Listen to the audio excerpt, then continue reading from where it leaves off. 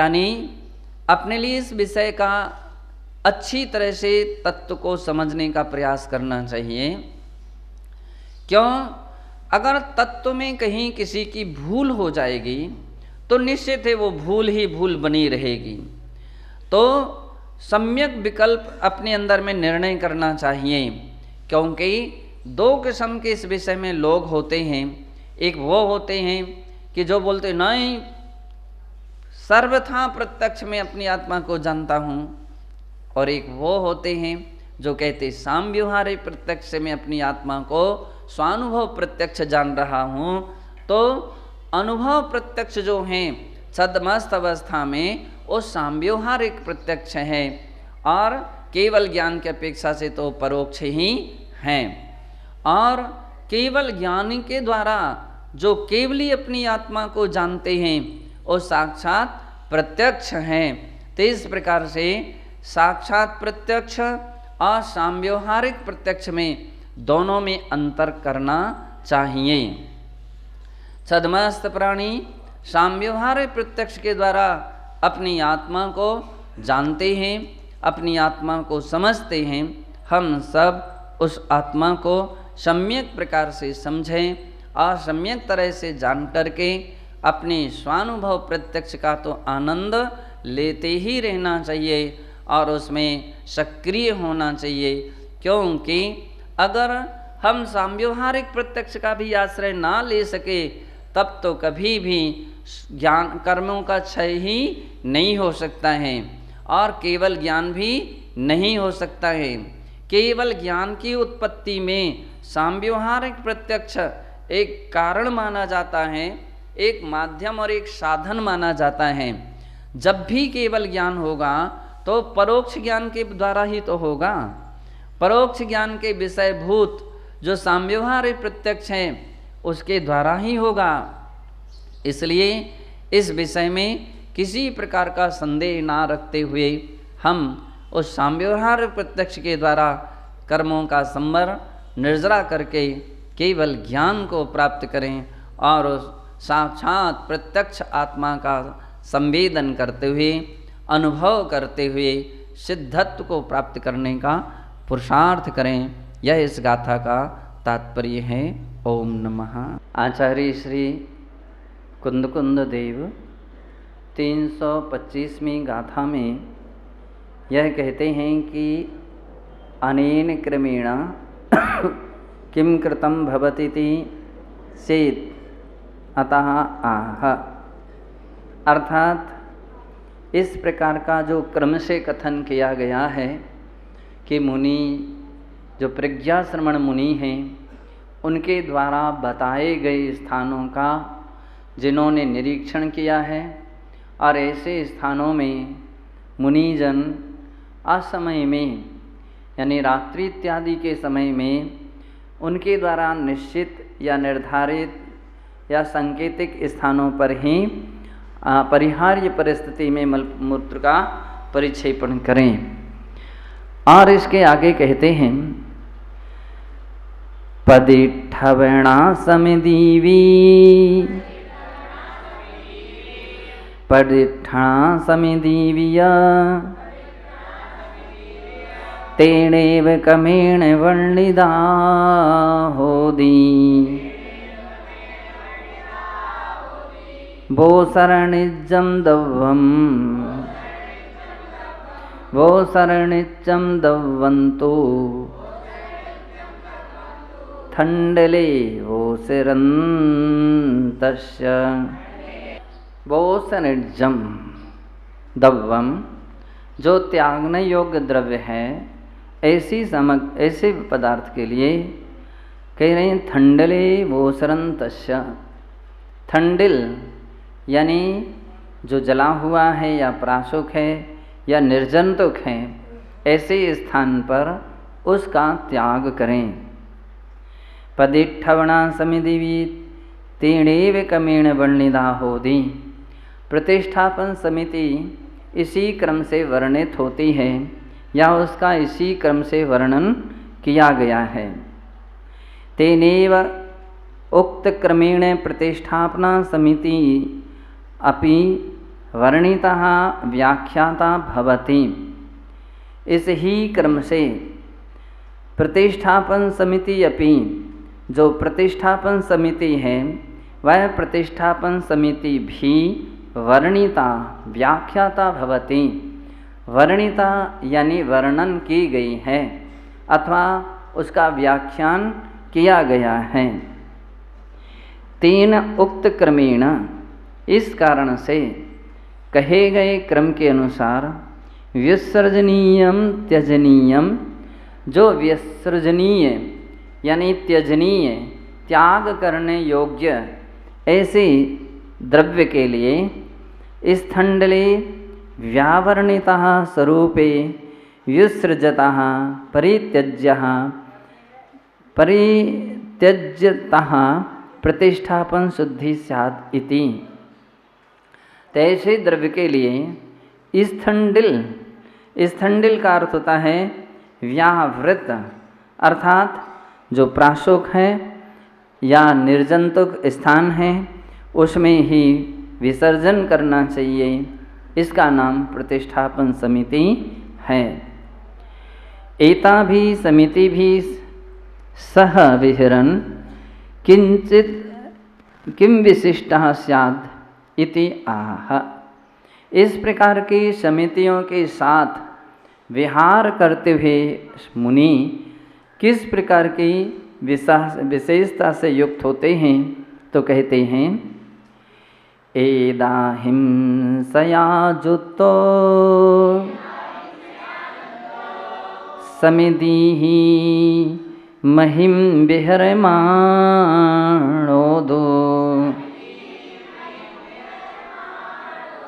हिंसादिहिम्न लिप्पै जीवनिकाओले साहु। कहते हैं एदाहिंसया जुत्तो समिदिहिम, इस प्रकार के समिदिहिंसया जुत्तो, समितियों से जो हमेशा युक्त रहते हैं, समितिवान जो साधु होते हैं, उनके द्वारा महिम विहरण मानोदु हिंसादीन न लिप्पे जीव निकाउले साहु। जीव निकाउले, जीव निकायों से भरे हुए इस महिम, ये पृथ्वी का विशेषण है कि पृथ्वी कैसी है, जीव निकायों से भरी हुई है। सूक्ष्म जीव इस लोक में हर स्थान पर भरे हुए हैं। बतलाते हैं एक परमाणु प्रमाण भी ऐसा स्थान नहीं है जहाँ पर जीव राशि ना हो। सूक्ष्म जीव राशि तो पूर्ण रूपेण तीनों लोकों में ठसाठस भरी हुई हैं। कुछ स्थान कहे गए हैं जिनमें सूक्ष्म जीव नहीं पाए जाते हैं। वे 7 स्थान ऐसे कहे गए हैं जिनमें जीव राशि नहीं पाई जाती है। तो वे कौन कौन से हैं? तो ले परमौदारिक शरीर धारी केवलियों के शरीर में सूक्ष्म जीव राशि नहीं पाई जाती है। तेजस कायिक जो जीव हैं या अग्नि हैं उसमें जीव राशि नहीं पाई जाती है। आहारक शरीर में जीव राशि नहीं पाई जाती हैं। तो ऐसे कतिपय ऐसे स्थान हैं जहाँ पर किसी भी प्रकार की कोई भी सूक्ष्म जीव राशि नहीं पाई जाती है। बाकी स्थानों में सूक्ष्म जीव राशि भरी हुई है। यह सारा पृथ्वी, सारा मही, सारी जमीन, सारा लोक जो है उस सूक्ष्म जीवों से भरा हुआ है। तो ऐसे सूक्ष्म जीवों से भरे हुए इस पृथ्वी पर विहरण माणोधु, विचरण करने वाले जो साहु मुनि हैं वे हिंसादिहिम नालिपई, समिति से युक्त होने के कारण किसी भी प्रकार की हिंसादि से लिप्त नहीं होते हैं। एता भी समिति भी, इस प्रकार की समितियों से सया सदा सर्वकालं युक्तो मह्यां सर्वत्र विहरणमाणः साधुः। सदा सर्वकाल से युक्त इस मह्यां, इस पृथ्वी पर सर्वत्र विहरणमाणः, सर्वत्र विहार करते हुए साधु हिंसादि भी ना लिप्यते, हिंसादि से लिप्त नहीं होते हैं। जीव निकाय कुले लोकेति हैं, वह पृथ्वी कैसी है, यह लोक कैसा है, जीव निकायों के कुल से भरा हुआ है और ऐसे लोक में वो विचरण करते हैं। चूँकि वो समिति से सहित हैं इसलिए वो हिंसादि दोष के भागीदार नहीं होते हैं। अपने यहाँ कहा गया है, यहाँ पर भी आचार्य महाराज आगे कहेंगे, मरदुवा जीवदुवा जीवो ऐदाचारस्य निच्छदा हिंसा पैदस्य नत्थि बंदो समिति हिंसा मित्तिण समिदिश्य। कहते हैं जीव चाहे मरे अथवा जीवे, लेकिन मरदुवा जीवदुवा हिंसा में मित्तिण नित्यदा साहू, ऐसे समिति जुत्तस्य नित्यदा साधु, समिति से जो युक्त साधु हैं वह अगर समिति से युक्त हैं तो कहते हैं जीव खत्म हो या ना भी हो तो भी उनके लिए समितिवान होने के कारण से वो हिंसादि दोष के से युक्त नहीं होते हैं। समिति भी प्रयत्नशील यानी पुरुषार्थ विशेष के द्वारा जो समिति का पालन करते हैं उनके द्वारा किसी भी प्रकार के उनके लिए उससे लिप्त नहीं होते हैं या उनसे आश्रय बंध को प्राप्त नहीं होते हैं। इसका मतलब यदि अपन समिति में नहीं रहते हैं या समिति का अपन पालन नहीं कर पाते हैं, प्रमाद कर जाते हैं, तो कहते हैं कि हिंसा नहीं भी हुई है तो भी हिंसा के दोष के भागीदार हो जाते हैं, हिंसा का पाप लगता है। तो इसलिए समिति का पालन करना चाहिए, ऐसा आचार्य महाराज का अभिप्राय है। ननो जीव समूह मध्य कथम साधु हिंसादि भी ना लिप्यते चेदित्थम ना लिप्यते इति दृष्टान्तम आह। एक यहाँ प्रश्न किया गया है कि जीव समूह मध्य, जीव के समूह के मध्य में कथम साहु हिंसादि भिर्ना लिप्यते, साधुजन कैसे हिंसादि से लिप्त नहीं होते हैं। चेद ऐसा पूछने पर इत्थम ना लिप्यते, वे इस प्रकार से लिप्त नहीं होते हैं। इस विषय में दृष्टान्तम आह, एक दृष्टांत कहते हैं। पौमिणी निप्यतत् पौमिणी बपत्तम्बा जहाँ उदयन न लिप्यति सिड़ेह गुण जुत्तम तह समिधिं न लिप्यति साहु कायेषु इरीयन्तो। कहते हैं पौमणी पत्तम, पौमणी, पौमणी का अर्थ है पद्मनी, कमल का दूसरा एक नाम है पद्मनी।